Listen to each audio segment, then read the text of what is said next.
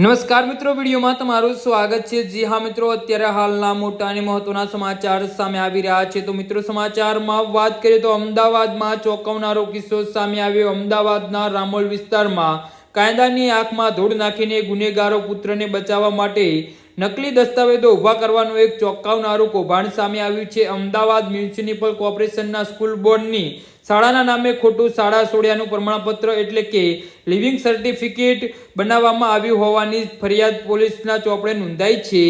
તો આ સમગ્ર કૌભાંડમાં એક માતા દ્વારા પોતાના હત્યારા પુત્રને કાયદાની પકડમાંથી છોડાવવા અને તેને સગીર સાબિત કરવા માટે આચરવામાં આવ્યું હતું। મળતી માહિતી અનુસાર વર્ષ 2025માં ઘટેલા એક ચકચારિક હત્યા કેસમાં અનિલ ખટકી નામનો આરોપી મુખ્ય સંડવાયેલો હતો અને તે લાંબા સમયથી પોલીસ પકડથી દૂર એટલે કે ફરાર હતો। આ દરમિયાન આરોપી અનિલની માતા રામકન્યાએ પોતાના ગુનેગાર પુત્રને કડક સજાથી બચવા માટે એક પૂર્વ આયોજિત કાવતરું ઘડ્યું હતું।